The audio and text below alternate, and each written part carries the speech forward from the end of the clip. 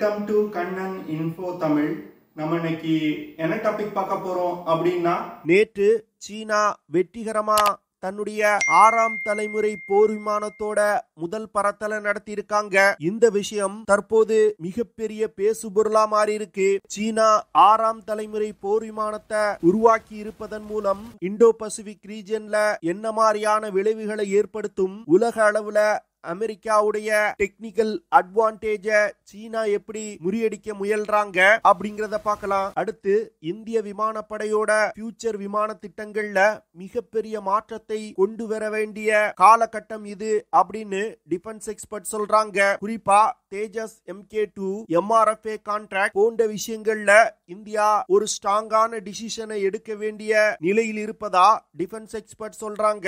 India தன்னுடைய விமானப்படையை நவீனப்படுத்துவதற்கு என்ன மாதிரியான மாற்றங்களை கொண்டு வரணும், இப்போது இந்தியா செய்து வரக்கூடிய தவறுகள் என்ன, இந்த தவறுகளை திருத்தலன்னா இந்திய விமானப்படை என்ன மாதிரியான பின்னடைவுகளை சந்திக்க நேரிடும் அப்படிங்கிறது குறித்து நம்ம டீட்டெயிலா இந்த வீடியோல பார்க்கலாம். சீனா நேற்று வெற்றிகரமா தன்னுடைய 6ஆம் தலைமுறை போர் விமானத்தோட முதல் பறத்தலை நடத்தியிருக்காங்க. இந்த விஷயம் தற்போது மிகப்பெரிய பேசுபொருளா மாறி இருக்கு. ஏன்னா விமானப்படையை பொறுத்தமட்டில் இது நாள் வரைக்கும் அமெரிக்கா தான் உலகின் தலை சிறந்த போர் விமானங்களை வச்சிருக்காங்க. தற்போதைய நிலையில அமெரிக்காவிடம் F-35 5th generation fighter jet விமானங்கள் இருக்குது. இந்த விமானங்கள் தான் உலகின் தலை சிறந்த 5ஆம் தலைமுறை போர் விமானம். நிறைய நாடுகள் இந்த 5ஆம் தலைமுறை போர் விமானத்தை உருவாக்குவதற்கு தான் முயற்சி செய்து வந்துகிட்டு இருக்காங்க. சீனா J-20 அப்படிங்கிற ஒரு 5th ஜெனரேஷன் ஃபைட்டர் ஜெட் விமானத்தை வெற்றிகரமா டெவலப் செய்து தங்கள் படையில் இணைச்சிருக்காங்க. அமெரிக்காவுடைய F-35 விமானத்தோட டெக்னாலஜிய காப்பி செய்து J-35 ஃபைட்டர் ஜெட் விமானத்தை சீனா உருவாக்கியிருக்காங்க அப்படின்னு குற்றச்சாட்டுகள் முன்வைக்கப்படுது. இருந்தாலும் சீனாவிடம் 2 5ஆம் தலைமுறை போர் விமானங்கள் தற்போது இருக்கு. அதுல பாகிஸ்தானுக்கு J-35 5th generation fighter jet விமானத்தை கொடுப்பதற்கு முன் வந்திருக்காங்க. வரும் காலத்துல பாகிஸ்தான் சீனாவிடம் இருந்து 6ஆம் தலைமுறை போர் விமானத்தை வாங்குவதற்கும் வாய்ப்பு இருக்கு. சீனா 6ஆம் தலைமுறை போர் விமானத்தோட முதல் பறத்தலை நடத்தி இருப்பதன் மூலம் தற்போது அமெரிக்காவுக்கு இருக்கக்கூடிய டெக்னாலஜி லீட முறியடிக்க முயல்றாங்க. சீனாவுடைய இந்த வளர்ச்சி வெறுமன அமெரிக்காவுக்கு மட்டும் பிரச்சனை கிடையாது. இந்தியா போன்ற இந்தோ பசிபிக் ரீஜன்ல இருக்கக்கூடிய நாடுகளுக்கும் பிரச்சனை தான். தற்போது உள்ள சூழ்நிலையில எந்த நாடு உலகின் வலிமையான விமானப்படையை வச்சிருக்காங்களோ அந்த நாடு தான் உலகின் உண்மையான சூப்பர் பவர் அப்படின்னு கருதப்படும். அந்த வகையில சீனா 6ஆம் தலைமுறை போர் விமானத்தை உருவாக்குவதுல அதிவேகமா வளர்ச்சி அடைஞ்சு வந்துகிட்டு இருக்காங்க. தற்போது அமெரிக்கா நெக்ஸ்ட் ஜெனரேஷன் ஏர் டாமினன்ஸ் அப்படிங்கிற ஒரு ப்ராஜெக்ட் மூலமா 6ஆம் தலைமுறை போர் விமானத்தை டெவலப் செய்ய முயற்சி செய்து வந்துகிட்டு இருக்காங்க. ஐரோப்பிய நாடுகள்ல ஒரு பிரிவு ஃபியூச்சர் காம்பேக்ட் ஏர் சிஸ்டம் அப்படிங்கிற ப்ராஜெக்ட் மூலமா 6ஆம் தலைமுறை போர் விமானத்தை டெவலப் செய்ய முயல்றாங்க. UK, இத்தாலி, ஜப்பான் போன்ற நாடுகள் GCAP அப்படிங்கிற குளோபல் காம்பேக்ட் ஏர் ப்ரோக்ராம் அப்படிங்கிற திட்டத்தின் மூலமா 6ஆம் தலைமுறை போர் விமானத்தை டெவலப் செய்ய முயற்சி செய்யறாங்க. இந்த திட்டங்கள்ல ஈடுபட்டிருக்கக்கூடிய நாடுகள் சீனாவுடைய 6ஆம் தலைமுறை போர் விமான ப்ராஜெக்ட ரொம்ப உன்னிப்பா கவனிச்சு வந்துகிட்டு இருக்காங்க. இந்தியாவை பொறுத்தமட்டில் AMCA அப்படிங்கிற ஒரு 5.5 ஜெனரேஷன் விமானத்தை டெவலப் செய்யறதுக்கு முயற்சி செய்து வந்துகிட்டு இருக்காங்க. முன்னாடி சொன்ன அத்தனை நாடுகளும் 6ஆம் தலைமுறை போர் விமானத்தை உருவாக்குறதுல இன்னும் டெவலப்மெண்டல் ஸ்டேஜ்ல தான் இருக்காங்க.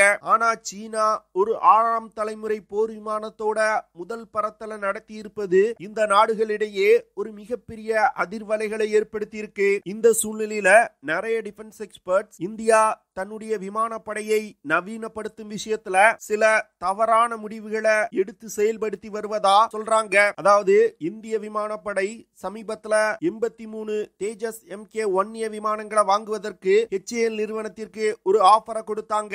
இந்த ஆஃபரோட முதல் விமானத்தை மார்ச் 2025ல HAL சப்ளை செய்ய ஆரம்பிக்க போறாங்க. அதற்கு பிறகு கூடுதலா 97 தேஜஸ் MK-1A விமானங்களை வாங்குவதற்கும் இந்தியா திட்டமிட்டிருக்காங்க. தேஜஸ் MK-1A விமானங்கள் பழைய தேஜஸ் விமானங்கள்ல இருந்து சற்று அப்கிரேட் செய்யப்பட்ட விமானம். குறிப்பா விமானத்தோட radar system, electronic warfare capability, avionics போன்ற விஷயங்களை இந்தியா மாற்றி அமைச்சிருக்காங்க. கிட்டத்தட்ட 200 தேஜஸ் MK-1A விமானங்களை 2025 இருந்து 2035 வருடத்துக்குள் இந்திய விமானப்படையில் இணைக்க திட்டமிட்டிருக்காங்க. இந்த 200 தேஜஸ் விமானங்களும் தற்போது இந்திய விமானப்படையோட குவாட்ரன் ஸ்ட்ரென்த் அதிகப்படுத்துவதற்கு உதவி செய்யும். அடுத்து இந்திய விமானப்படை தேஜஸ் MK-2 அப்படிங்கிற 4.5+ ஜெனரேஷன் விமானத்தை தற்போது டெவலப் செய்து வந்துகிட்டு இருக்காங்க.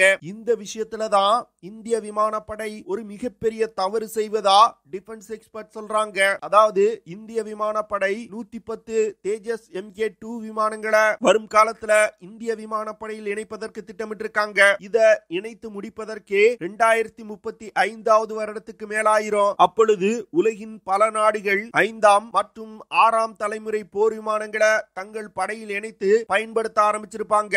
அப்பொழுது உலகில் உள்ள மற்ற விமானப்படையை விட ஒரு பின்தங்கிய நிலையில இந்திய விமானப்படை இருக்கும். அடுத்து MRFA அப்படிங்கிற திட்டத்தின் கீழ் 4.5 ஜெனரேஷன் விமானங்களை வாங்குவதற்கு இந்தியா திட்டமிட்டிருக்காங்க.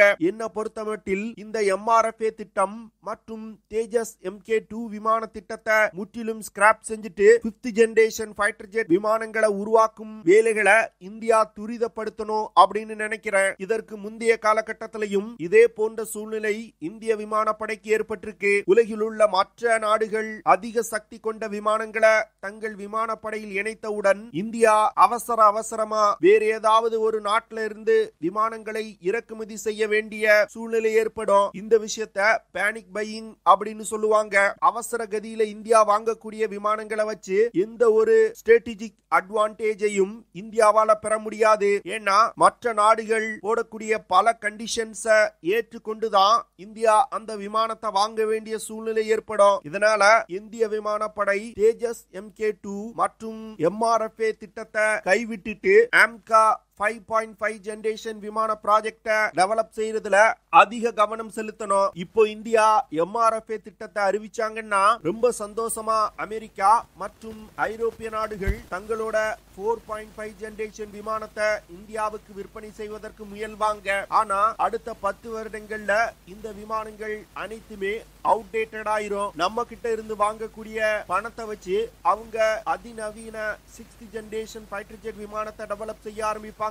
இதனால இந்தியா எப்பொழுதுமே டெக்னாலஜி விஷயத்துல பின்தங்கி இருக்க வேண்டிய சூழ்நிலை ஏற்படும். சமீபத்துல இத்தாலி மற்றும் UK இந்தியாவை தங்களுடைய GCAP அப்படிங்கிற 6th ஜெனரேஷன் ஃபைட்டர் ஜெட் விமான திட்டத்துல இணைப்பதற்கு அதிக முனைப்பு காட்டுறாங்க. இந்தியாவுடன் இது தொடர்பா பேச்சுவார்த்தை நடத்தி வந்துகிட்டு இருக்காங்க. இதற்கு முன்னாடி இந்த GCAP 6th generation fighter jet விமான ப்ராஜெக்ட் டெம்பஸ் அப்படிங்கிற பேர்ல இயங்கி வந்தது. முதல்ல UK தான் இந்தியாவை இந்த ப்ராஜெக்ட்ல இணைத்துக் கொள்வதற்கு அதிக முனைப்பு காட்டினாங்க. தற்போது இத்தாலியும் இந்தியாவை தங்களுடைய 6th ஜெனரேஷன் ஃபைட்டர் ஜெட் விமான ப்ராஜெக்ட்ல இணைத்துக் கொள்வதற்கு இந்தியாவுக்கு அழுத்தம் கொடுக்க ஆரம்பிக்கிறாங்க.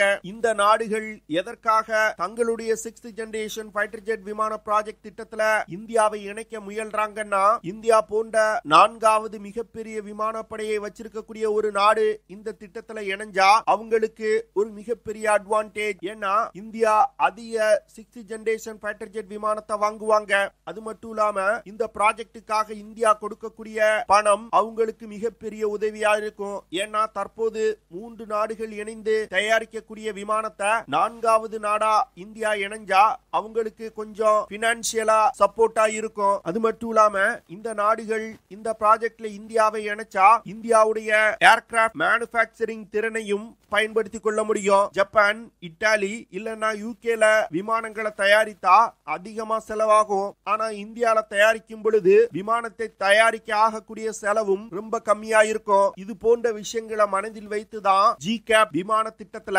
இந்தியாவை இணைத்துக் கொள்ள இந்த நாடுகள் அதிக முனைப்பு காட்டுறாங்க. GCAP விமான திட்டத்துல இந்தியா இணையலாமா அப்படின்னு கேட்டா இணையக்கூடாது அப்படின்னு தான் சொல்லுவேன். ஏன்னா இந்த ஜிகேப் திட்டத்தின் மூலமா உருவாக்கப்படும் விமானம் 2035 வருடத்துக்குள்ள தயாரிக்கப்படும். இதே டைம் லைன் தான் இந்தியாவுடைய AMCA 5.5 ஜெனரேஷன் விமானத்திற்கும் இருக்குது. அது மட்டும் இல்லாம இந்த ஜிகேப் திட்டத்தின் கீழ் உருவாக்கப்படும் விமானத்தோட எந்த டெவலப்மெண்ட்டும் தற்போது வரைக்கும் நடக்கல. இன்னும் இந்த ஜிகேப் திட்டம் ஒரு டெவலப்மெண்டல் ஸ்டேஜ்ல தான் இருக்குது. அதனால இந்த திட்டத்துல சேர்றதுனால இந்தியாவுக்கு மிகப்பெரிய அட்வான்டேஜ் எல்லாம் கிடைக்காது. அதனால என்ன பொறுத்த மட்டில் இந்தியா தற்போது என்ன செய்யணும்னா MRFA திட்டம் மற்றும் தேஜஸ் MK2 விமான ப்ராஜெக்ட ஸ்கிராப் செஞ்சுட்டு முழு வீச்சா AMCA 5.5 ஜெனரேஷன் விமானத்தை டெவலப் செய்ய ஆரம்பிக்கணும். அப்படி ஒரே அடியா AMCA விமான திட்டத்தை மட்டும் நம்பியும் இருக்க கூடாது. தற்போதைய பயன்பாட்டிற்கு குறைந்தது 5 முதல் 6 squadron 5th generation fighter jet விமானங்கள் இந்தியாவுக்கு தேவைப்படுது. அதற்காக அமெரிக்காவிடமிருந்து F-35 5th generation fighter jet விமானத்தை வாங்கி இந்திய விமானப்படையில் இணைக்கலாம். அப்படி செஞ்சா மட்டுமே சீனா மற்றும் பாகிஸ்தான் விமானப்படையோட டெக்னிக்கல் சுப்பீரியாரிட்டிய இந்தியாவால ஓரளவுக்கு மேட்ச் செய்ய முடியும். அதனால இந்தியா தன்னுடைய விமான திட்டங்கள்ல உடனடியா மிகப்பெரிய மாற்றங்களை கொண்டு வர வேண்டிய காலகட்டம்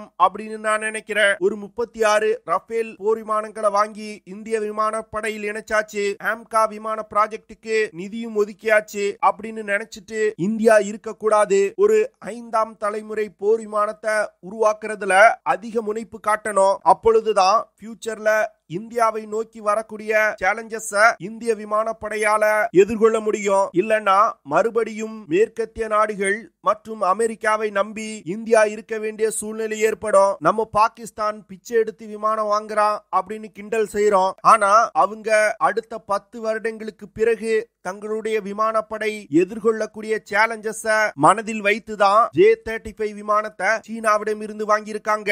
அவங்களுக்கு இருக்கக்கூடிய லிமிடெட் ஆப்ஷன்ஸ் மனதில் வைத்து சீனாவின் J-35 விமானத்தை வாங்குறாங்க. ஆனா நம்மளுக்கு பல ஆப்ஷன்ஸ் இருக்கு. அத சரியான நேரத்துல முடிவெடுத்து செயல்படுத்தலன்னா அவசர கதியில விமானங்களை இறக்குமதி செய்ய வேண்டிய சூழ்நிலை இந்தியாவுக்கு ஏற்படலாம். என்ன பொறுத்த மட்டில் 4.5 ஜெனரேஷன் விமானங்களை டெவலப் செய்யறதை விட்டுட்டு 5ஆம் தலைமுறை போர் விமானத்தை டெவலப் செய்யறதுல அதிக கவனம் செலுத்தணும். இந்தியா தற்போது டெவலப் செய்து வரும் AMCA 5.5 ஜெனரேஷன் விமான ப்ராஜெக்ட சற்று வேகப்படுத்தினாலே போதும். இந்தியாவுக்கு இருக்கக்கூடிய சேலஞ்சஸ் ஒண்ணுமில்லாமல் செஞ்சிடலாம். ஏன்னா AMCA விமானத்திற்கு தேவையான பல சிஸ்டங்களை ஏற்கனவே டெவலப் செய்து முடிச்சிட்டாங்க. 6th ஜெனரேஷன் ஃபைட்டர் ஜெட் விமானத்துல பயன்படுத்தக்கூடிய பல தொழில்நுட்பங்களை இந்தியா ஏற்கனவே டெவலப் செஞ்சிட்டாங்க. அந்த விஷயங்களை ஒருங்கிணைத்து AMCA விமான திட்டத்துல கொண்டு வரணும். அப்படி கொண்டு வந்தாலே இந்தியாவால ஒரு 5ஆம் தலைமுறை போர் விமானத்தை அதிவேகமா டெவலப் செய்ய முடியும். என்ன பொறுத்த மட்டில் MRFA கான்ட்ராக்ட் மற்றும் தேஜஸ் MK2 விமான திட்டத்தை கைவிட்டுட்டு இந்திய விமானப்படை திட்டங்கள்ல மிகப்பெரிய மாற்றத்தை கொண்டு வர வேண்டிய காலகட்டம் அப்படின்னு நான் நினைக்கிறேன். நீங்க என்ன நினைக்கிறீங்க? இந்தியா MRFA மற்றும் தேஜஸ் MK2 விமான திட்டத்தை கைவிட்டுட்டு 5ஆம் தலைமுறை போர் விமான திட்டத்துல கான்சென்ட்ரேட் செய்யலாமா, இல்ல இந்த திட்டங்கள் இந்திய விமானப்படைக்கு அவசியமானதா அப்படிங்கறத கமெண்ட் பண்ணுங்க. ஓகே ஃப்ரெண்ட்ஸ், நம்ம வீடியோவோட நிறைவு பகுதிக்கு வந்துட்டோம். இதெல்லாம் தான் நான் உங்ககிட்ட ஷேர் பண்ணணும் அப்படின்னு நினைச்ச விஷயங்கள். ஐ ஹோப் நான் ஷேர் பண்ண விஷயங்கள் உங்களுக்கு பிடிச்சிருக்கும்னு நினைக்கிறேன். அப்படி பிடிச்சிருந்துச்சுன்னா ஷேர் பண்ணுங்க, லைக் பண்ணுங்க, கமெண்ட் பண்ணுங்க. மறக்காம நம்ம சேனலுக்கு சப்ஸ்கிரைப் பண்ணுங்க. See you in the next video. Jai Hind.